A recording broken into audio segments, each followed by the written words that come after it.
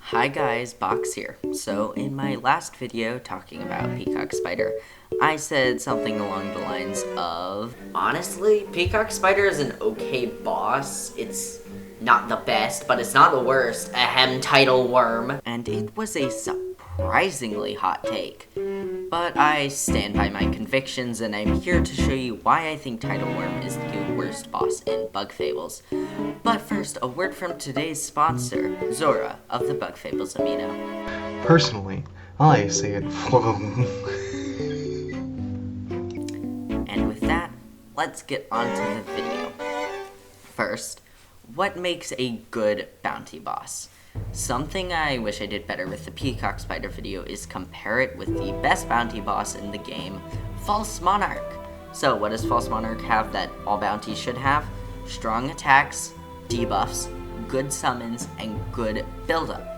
If you want to do a deep dive into why the boss is good, you can do that. Good for you. I'm not going to do that because my brain just won't allow me to at this point. But going in, you should know that having most of these prerequisites are the bare minimum for a good bounty boss. Tidal Wyrm, what it does well.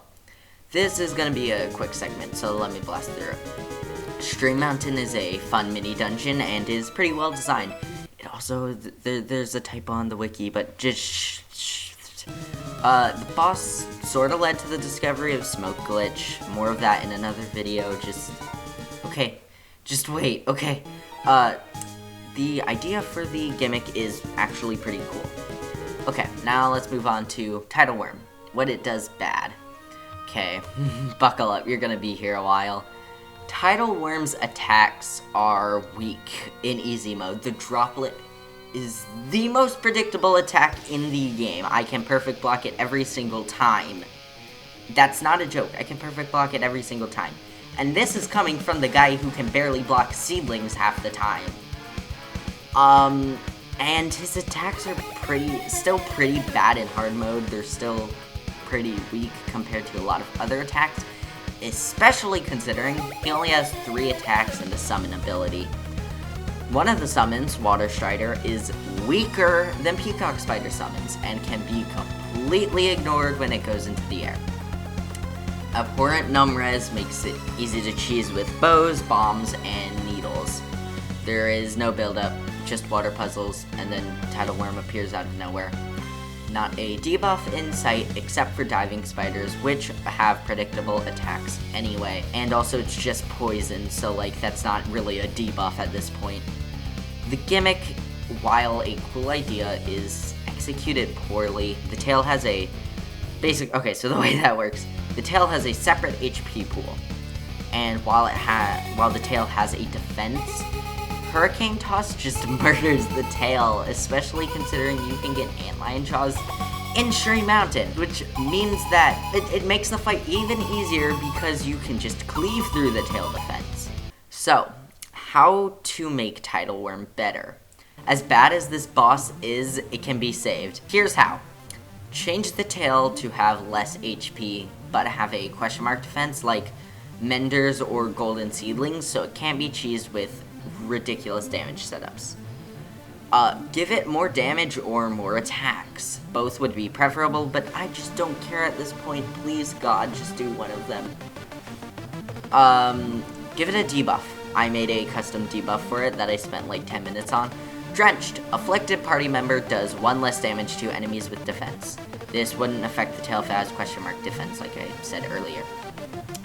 It's basically reverse Antlion Jaws. This means that a drenched character is either going to have to do less damage to the worm or focus the tail down, and it also incentivizes using skills because now your basic attacks are doing less. If you didn't want to go with the debuff route, another option is just give the Tidal Wyrm 1 more defense. That would mean that you are pretty much forced to prioritize the tail or drastically drag out the fight. Better or more on-theme summons. Why is it summoning Water Striders and Diving Spiders? Are they related or something? Is this something that we have to now take into account of theory crafting and the effects of magic crystals? No. I just think it's due to the fact that they couldn't, like, Moonsprout couldn't come up with an on-theme summon, which is fair. I can't either. But yeah, this rubbed me the wrong way because all the other bounty bosses have on-theme summons. False Monarch has Mothflies, Peacock Spider has spiders, Devourer has fly traps, Seedling King has seedlings, Tidal Wyrm just has other water things. I'm not good with design. Again, I already said this, I don't know what other summons could work. Alternatively, stronger summons like the Below Toss could be better summons. They are way stronger, and they are actually something that has to be dealt with, unlike the Water Strider. I don't know. That's just my thoughts on the summon thing. Okay, I do want to end this video by saying, I am not a game designer. My thoughts are probably flawed, and additionally I want to say, this boss still isn't bad. It is the worst boss in a game filled with very good bosses. So, like, in a game full of 8s, it's a 6. My main complaint is really just how underwhelming the fight is and how easy it is. Again, I think the concept and the gimmick is really cool, but it just felt very poorly executed. And yeah, I guess that's really it. Feel free to share your criticism of my thoughts in the comments. Also, if you agree with me, make sure to like and subscribe. If you don't agree with me, make sure to like and subscribe. If you're completely neutral, feel free to like and subscribe. If you have no clue what I am talking about, like and subscribe, and also go play Bug Fables. It's a very good game. So yeah, that's gonna be it. Bye.